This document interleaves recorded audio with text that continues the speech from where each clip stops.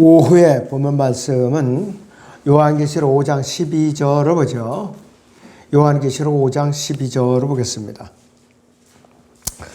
큰 음성으로 말하기를 죽임을 당하신 어린 양이 권세와 부귀와 지혜와 힘과 존귀와 영광과 찬송을 받으시기에 합당하시도다 라고 하더라, 이렇게 말씀하고 있습니다. 오후의 주제는 경배입니다. 경배, worship입니다. 잠시 제가 기도하고 전하겠습니다. 경배입니다. 경배는 하나님을요, 살아 계시는 인격체로서 또 살아 계시는 존재로서 모든 신들 중에 신이며 왕들 중에 왕이시고 주들 중에 주이시고 전능하신 분, 영원하신 분, 알파와 오메가이시며 처음과 끝이신 전능하신 창조자로서 숭배하는 거예요. 단어가 굉장히 많이 나오죠. 경배는 대상이 누구냐? 아버지 하나님 한 분이시고 육신을 입고 이 땅에 오셨던 예수 그리스도. 그러니까 결국은 하나님이에요. 참 하나님이신 예수 그리스도. 이분만이 경배의 대상이에요. 다른 건 어떤 것도 경배의 대상이 아니에요. 어떤 것도 경배의 대상이 아니에요. 성경에서 경배라는 용어가 처음에 나오는 것이 창세기 22장 5절인데 진정한 경배는 피의 제사와 연관되어 있어요. 피의 제사. 경배의 의미를 우리가 잘 알아야 돼요. 피의 제사와 관련이 있다, 경배는. 창세기 22장 5절에서 아브라함은 종들에게 나와 아이는 저기로 가서 경배드리고 다시 너에게로 돌아오리라 그랬습니다. 그러면서 이제 장작불을 쌓아놓고 이삭을 묶어놓고 이제 아브라함은 이삭을 칼로 내려치려고 그러죠, 실제로. 그런데 하나님께서 저지시켰죠. 아브라함아, 아브라함아, 내 칼로 거둬라 이거예요. 그러면서 이삭 대신에 숯불에 한 마리의 순양을 준비해갖고 그 순양으로 이삭의 생명을 대신하게 했던 것이에요. 이 창세기 22장을 잠깐 보겠습니다. 22장 보시면은 10절부터 보죠.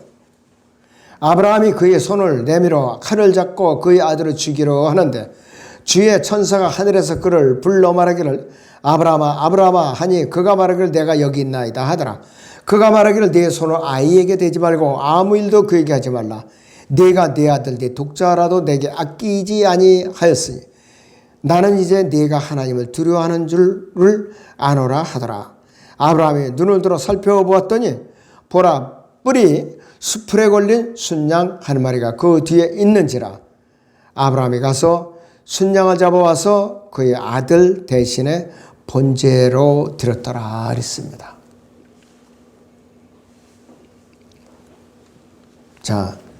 그래서 이 창세기 15장은 로마 4장 5절은 창세기 15장의 사건이고 또 이 창세기 22장은 여기서 야고보서를 잠깐 보죠. 야고보서 2장을 보죠.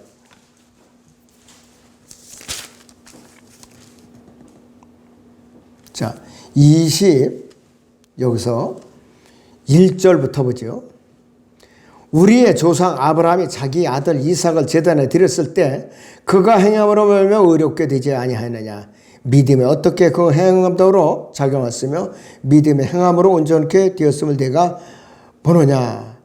그리하여 아브라함이 하나님을 믿으니 그것이 그에게 의로 여겨졌느니라는 성경이 이루어졌고 그는 하나님의 친구라고 불리느니라 그랬습니다.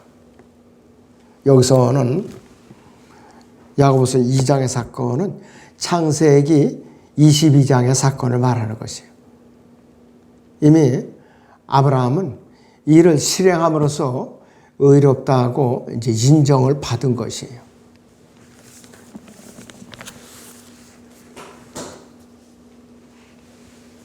그래서 어린 양으로 예표된 피의 속죄이고 또 죽은 아들이 부활이 동반이 된 것이 이삭과 아브라함이 모리아 산으로 가서 이제 이삭을 제물로 드렸을 때에 어떤 마음으로 드렸느냐?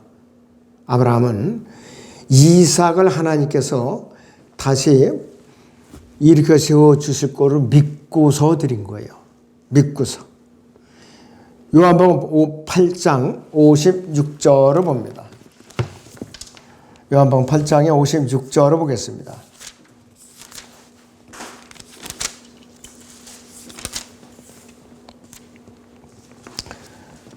너희 조상 아브라함은 날 보기를 기뻐하다가 그 후 그것을 보고 즐거워하였느니라고 하더라 했어요.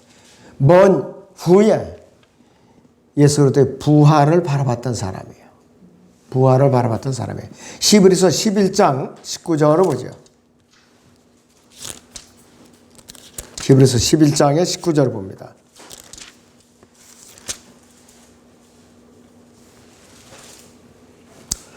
그는 하나님께서 죽은 자들로부터 그를 살리실 수 있으리라고 생각하였으므라.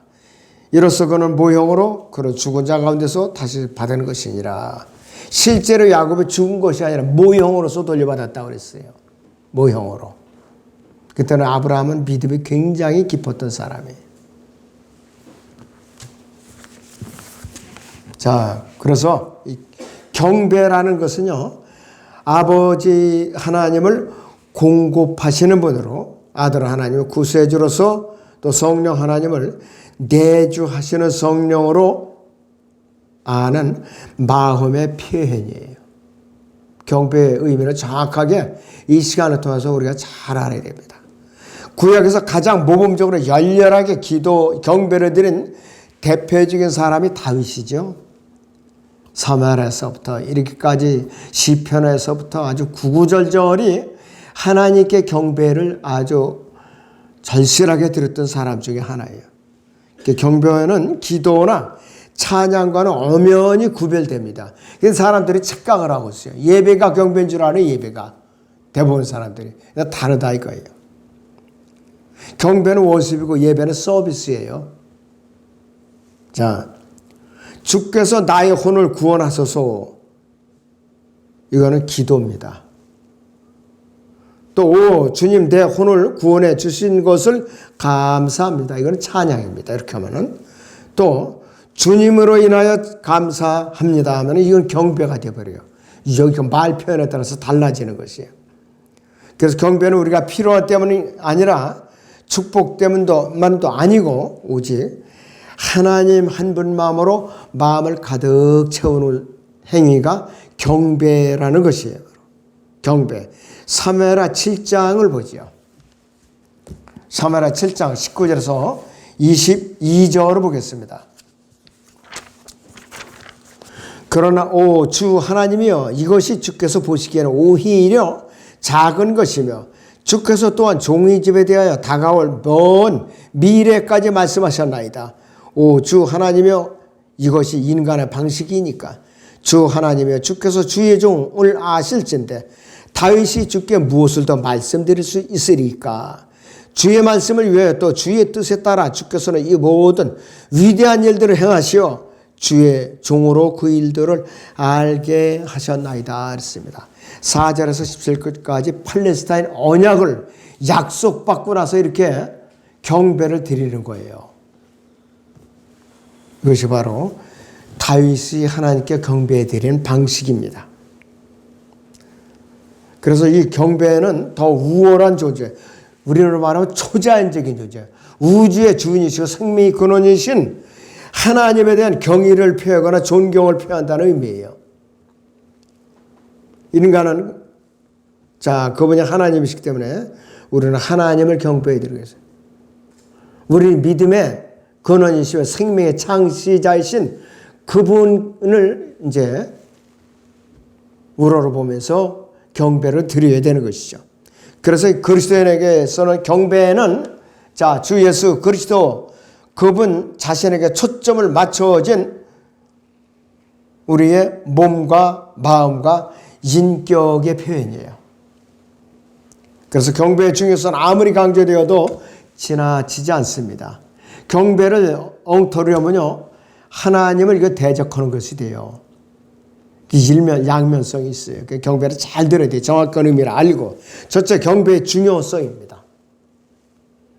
경배는요, 율법의 첫 번째 계명이죠. 나 외에 어떤 신도 섬기지 말지니라고 그랬죠. 계명에서. 그리고 하나님께서는 경배의 목적을 위해서 장막과 성전을 세우셨어요. 광야의 성막을 세우신 목적이 경배받으시 위해서 세우신 거예요.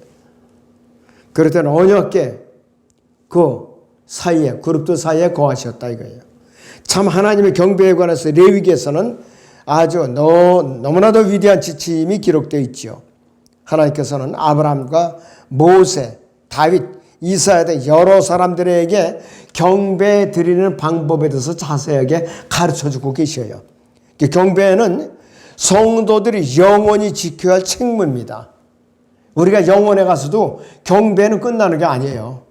영원히 가는 거예요. 영원히. 그리고 경배의 의무를 우리가 정확하게 잘 알아야 되는 것이 너무나도 중요한 것이요. 두 번째, 경배의 대상은 누구냐? 자, 경배라는 용어가 구약에서 처음으로 사용됐을 때는 경배는 예표로서 죽었다가 죽음에 살아난 한 아들이신 예수 그리스도와 관계가 돼 있어요. 그리고 신약의 마태복음 2장 2절에서도 동방에서 온 현자들이 새로 태어난 메시아왕으로 태어나신 예수 그리스도께 경배 드리기 위해서 왔던 거예요. 황금과 모략과 알로에를 갖고 왔어요. 유향을 갖고 왔어요. 다 예수 그리스도를 상징하는 것이. 자, 그런데 마태복음 4장 10절에서는 예수님께서 계명을 인용하시면 사탄에게 어떻게 명령하는가? 예수께서 그에게 말씀하시기를 사탄아 여기서 물러가라. 기록되었을 때 너는 주 너희 하나님께 경배하고 오직 그분만을 섬기라고 하였느니라 했습니다. 사탄도 하나님만을 섬겨야 되는데 대적했잖아요. 그래갖고 쫓겨난 거예요. 성경은 이와 같이 성경 자체의 용어를 정해놓고 있고 성경 자체의 기준을 정해놓고 있을 뿐만 아니라 우리는 마땅히 성경에서 명령하신 대로 그 법칙에 따라서 경배를 드려야 되는 것이에요. 그런데 첫 번째 계명은 하나님의 어떤 신도 섬기지 말라고 그랬어요. 두 번째 계명은 뭐냐? 사람을 섬기는 거예요. 이것이 공산주의 시작이에요. 하나님께 등을 돌리고 사람을 숭배하기 시작하는 게 공산주의의 시작이에요. 그래서 이제 공산주의 창시자인 칼막스, 레닌, 스탈린 이런 사람들이 처음에는 이제 기독교 신자였다고 그래요. 그런데 이제 하나님을 빼놓고 나니까 어떻게 해요? 자기들이 우상이 되어버린 거예요. 공산주의는 하나님께 경배드리는 대신에 사람을 숭배하는 것이 공산주의다.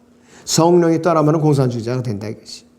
구원받지 못한 사람들을 이 하늘왕국은 낙원에서 여기에 합당하게 변화시키는 대신에 공산주의자들이 다스리는 땅에 맞게 변화시키는 것이 뭐냐?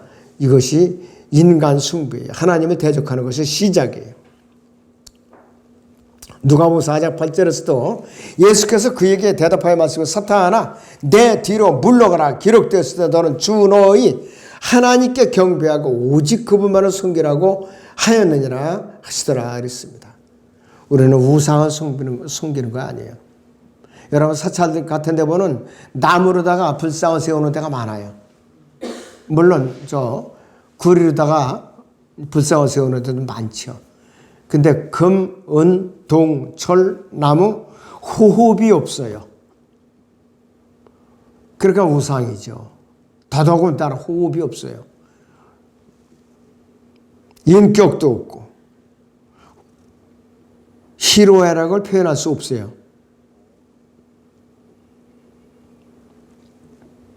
세상에 많은 사람들이 나무나 돌로 된 죽은 신을 숭배하고 많은 사람들은 자기 자신을 믿고 돈과 사업과 쾌락과 또 즐거움이나 가족, 재산, 권력, 학문 등을 우상으로 숭배합니다.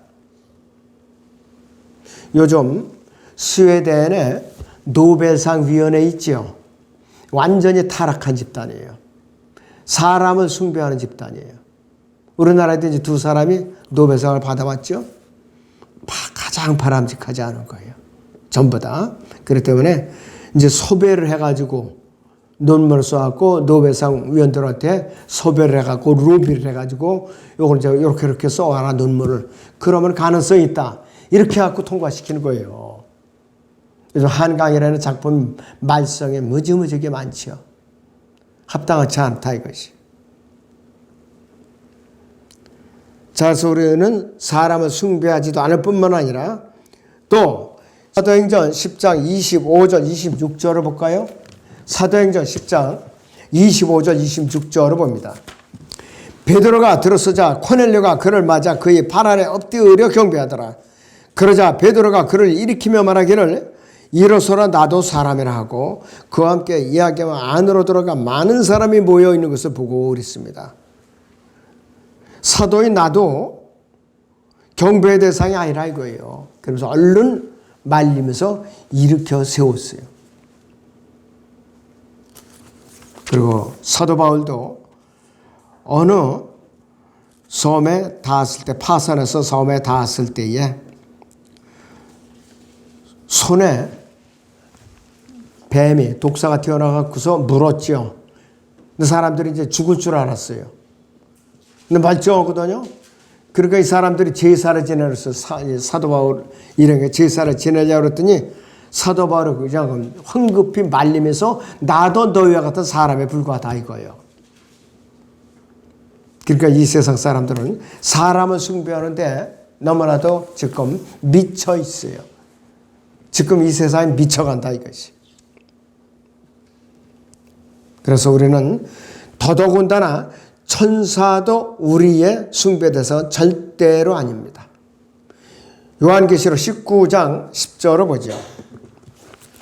요한계시록 19장 10절을 보겠습니다. 내가 그에게 경배하려고 그의 발 앞에 엎드리니 그가 내게 말하기를 삼가 그리하지 말라. 나는 예수의 증거를 가진 네 형제들과 같은 동료 종이니 하나님께 경배하라. 이는 예수의 증거가 예언의 영이기 때문이라 그랬습니다. 사람도 천사들도 다 숭배의 대상이 아니에요. 경배의 대상도 아니라 이것이. 더군다나 셋째 하늘에서 하나님의 보호자 주위에 있는 그러한 존재들도 숭배 대상이 아닙니다. 24장로라든지 스랍이라든지 천사들은 경배의 대상이 아니에요. 아까 본문에서 말씀드렸듯이 요한계시록 5장 12절에서 죽임을 당하신 어린 양의 권세와 부귀와 지혜와 힘과 존귀와 영광과 찬성을 받으시기에 합당하시도다. 누가 외치느냐? 이제 네 짐승과 24장로들과 천사들이 이렇게 외치면서 경배를 드리는 것이요. 이것이 바로 경배예요. 구원받지 못한 사람들은 경배라는 것을 알 수가 없어요. 왜? 영이 죽어 있으니까. 경배는 영의 세계에서나 통하는 거라 이것이에요. 자, 고린도서 2장 14절에서는 그러나 자연인은 하나님의 영의 일들을 받아들이지 아니하니 이는 그 일들이 그 사람에게는 어리석게 여겨지기 때문이요. 또 알 수도 없나니 이는 그 일들이 영적으로만이 분별되기 때문이라 했습니다. 성령으로 거듭나지 못하고 육신으로 난 사람은 육신적이에요. 영의 일을 도저히 이해할 수가 없어요. 그래서 구원받지 못한 누구도 경배에 관한 첫 번째 원칙을 이해할 수가 없어요. 왜? 거듭났을 때는 영 안에 있지 않은 거예요. 성령 안에 있지 않았기 때문에 알 수가 없는 거예요. 로마서 8장 9절을 보시면 그러나 하나님의 영이 너희 안에 거하시면 너희가 육신 안에 있지 아니하고 성령 안에 있나니 이제 누구든지 그리스도의 영이 없으면 그의 사람이 아니니라 그랬습니다. 성령으로 태어나지 않았어요. 거듭나지 않았으면 경배를 드릴 자격 자체가 없어요. 만약에 그 사람이 하나님께 열심히 경배해드리고 머리 숙였다 해도 그거는 그냥 경배가 아니라 숭배에 불과, 우상 숭배에 불과하다 이것이. 하나님께 그 사람의 경배를 받아주시지도 않아요 아예. 우리 자신의 두뇌나 교육이나 학벌이나 그 다음에 뭐 기독교 학위라든지 이런 모든 것 숭배해서도 안 되고 우상을 숭배해서도 안 돼요. 오전에 제가 말씀드렸지만은 이 필라델피아 교회 시대에도 많은 믿음의 선배들이 숭배를 당하고 복음을 열심히 잘하고 무덤에 묻혔어요. 공통점이 뭐냐? 끝에 가서는 기념관을 짓고 기념비를 세워놔요. 자기들도 모르는 사이에 그 사람을 숭배하고 있더라 이거예요. 이것이 현실이에요. 우리도 무관하지 않아요. 철저하게 정신을 바짝 차리지 않으면 안 된다 이것이 바로. 출애굽기 24장 3절에서도 너는 내 앞에 다른 신들을 있게 하지 말지니라 이렇게 명령했습니다. 불구하고 많은 사람들이 나무와 돌로 된 죽은 우상을 숭배한다. 그래서 다른 많은 사람들은 자기 자아를 섬기고 사업을 또 쾌락을 숭배하고 천사조차도 우리 숭배해도 안 되고 자연을 숭배해서도 더더군다나 안 되는 것이에요. 그런데 사람을 숭배하는 사람들이 너무나 더 많아요 지금. 하나님 아버지께만 경배를 드려야 되는 것이에요. 요한복음 4장 23절을 보죠. 요한복음 4장 23절을 보시죠. 거기. 그러면 그러나 참된 경배자들이 아버지께 영과 진리로 경배해 드릴 때가 오나니 바로 지금이라. 이는 아버지께서 자기에게 경배해 드리는 그런 자들은 찾으심이라 했습니다. 참된 경배자들은 구원받은 성도들을 말하는 것이 바로. 그래서 우리는 하나님께서 행하신 일들로 인해서 경배드리고 우리를 사랑하사 우리를 위해서 그분의 아들을 주신 일로 제물로 바치신 그분으로 인해서 이제 삼위일체 하나님의 두 번째 위이신 예수 그리스도께 경배를 드리는 것이에요. 예수 그리스도께. 자, 그래서 우리는 또 이 예수 그리스도께서 행하신 일들로 인해서 경배를 드려야 되는데 어떤 거냐? 갈보리 십자가에서 완성해 놓은 일들로 인해서 경배를 드려야 되는 것이에요. 이 땅에서 성령의 일은 무엇인가? 주 예수 그리스도를 높이고 그분을 영화롭게 하는 것이 성령의 일이에요. 요한복음 16장 14절을 보죠. 요한복음 16장 14절을 봅니다. 그분이 나를 영화롭게 하시리니 이는 그분이 내 것을 받아서 너에게 알려주실 것이라 그랬어요. 여기서 그분이 나를 영화롭게 하리라는 것은 성령이 오시면은 예수 그리스도의 나를 영화롭게 하리라 그랬어요.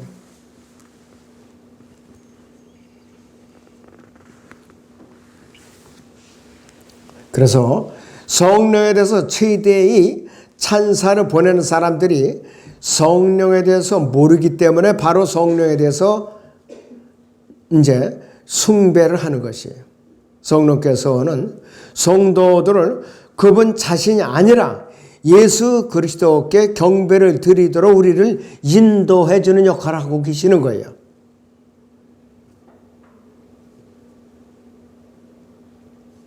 그래서 성령께서 성경을 통해서 우리를 가르치시고 인도하실 수 있도록 해야 되는데 성령께서는 우리 성도들에게 올바로 경배해 드리도록 인도해 주시는 역할을 하는 것입니다. 성령은 우리 경배 대상이 아니에요.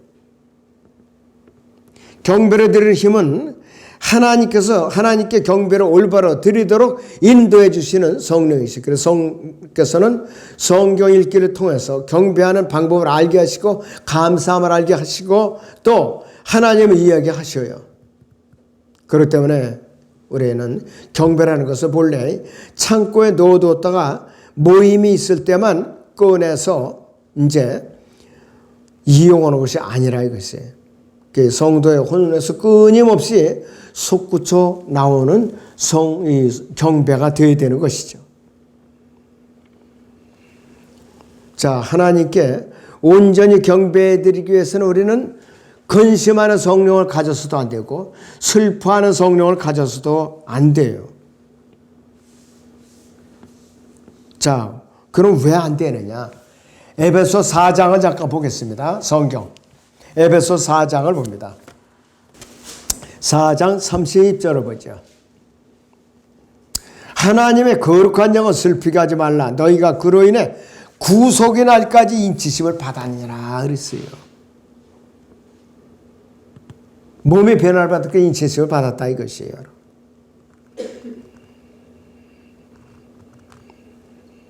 우리는 오직 하나님 아버지께만 경배를 드려야 되고 하나님께서 우리를 위해 이루어 놓으신 일, 즉 우리를 사랑하셔서 독생자 예수 그리스도를 갈보리 십자가 내어드린 그 일 때문에 하나님께 경배를 드려야 되는 것이죠. 자, 우리 주님이시고 구세주이시며 아들이신 예수 그리스도께 또 경배를 드려야 되는 것이에요.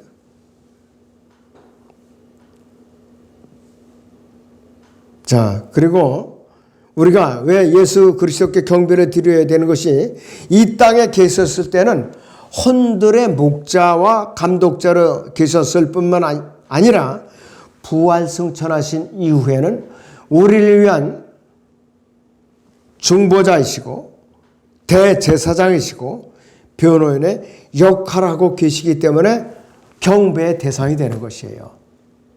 그렇지 않으면 경배의 대상이 안 되는 거예요. 자, 세 번째로 경배의 성경적 근거는 주인이 어떻게 거룩한 하나님께 담대하게 경배를 드릴 수 있을까 이거예요. 그 유일한 근거는 의로우신 아버지께서 제물로 연락하신 주 예수 그리스도의 보혈을 힘입어서 드리는 거예요. 예수 그리스도의 피를 빼놓으면 경배가 성립이 안 됩니다. 히브리서 10장 19절을 보죠. 그러므로 형제들아 우리가 예수의 피로 인해 담대하게 지성소에 들어가나니 그랬습니다. 참된 경배는 예수 그리스도의 보혈과 관계가 있다고 그랬어요. 이게 기초입니다. 우리는 우리의 입술로 아버지라고 부르며 또 경배를 드려야 돼요. 마음속으로만 내까는 것이 아니에요. 그런데 네 번째는 경배의 자세가 있죠. 첫째는 영적이어야 되고 영으로서 드려야 되는 거예요. 영적이고 영으로. 요한복음 4장 24절을 봅니다. 요한복음 4장 24절. 하나님은 한 영이시니 그분께 경배드리는 자들이 영과 진리로 경배드려야만 하리라고 하시니라 그랬어요. 한 영, a spirit이라고 그랬어요. 또 경배는요, 두 번째는 진실해야 돼요. 그리고 진리로 해야 되는데 하나님께서 우리 말이 사실이고 진지하며 또 마음속에 깊숙이 들어있는 것을 참으로 표현하고 있는가 아시려고 우리의 심령을 감찰하셔요.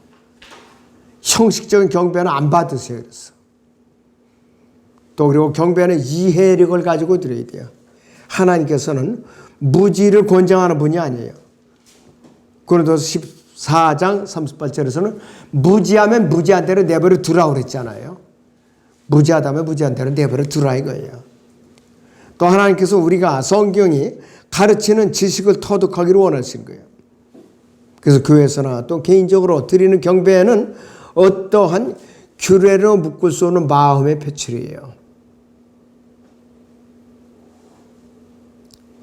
자, 그러면은 또 경배를 방해하는 것들이 있어요.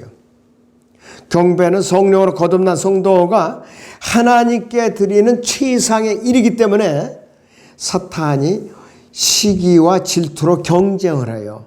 우리가 진지하게 경배를 드릴수록 사탄은 시기와 질투를 합니다. 비례해서.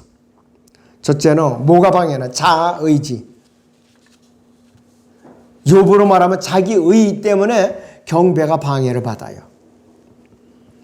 하나님께서는 구약에서 그분을 섬기는 한 사람을 죽이셨어요. 여러분은 우사라는 말이 나오죠. 구약에서. 사무엘하 6장 3절 8절에서는 우사가 언약궤를 소 수레에다가 싣고 가요. 소가 날뛰니까 뚜껑이 벗겨지니까 우사는 불경죄를 질까 봐 언약궤에다 손을 얹은 거예요. 떨어질까 봐. 근데 하나님께 즉사를 시켰어요. 영이 없는 사람들이 이해가 안 가는 거예요. 이것이. 왜 그런가? 하나님께서는 분명히 기름 부음 받은 제사장들이 어깨에다가 언약궤 거기다가 이제 막대기를 끼워 가지고서 메어서 이동을 시키도록 되어 있었던 거예요. 그 법칙을 어겼기 때문에 죽인 거예요.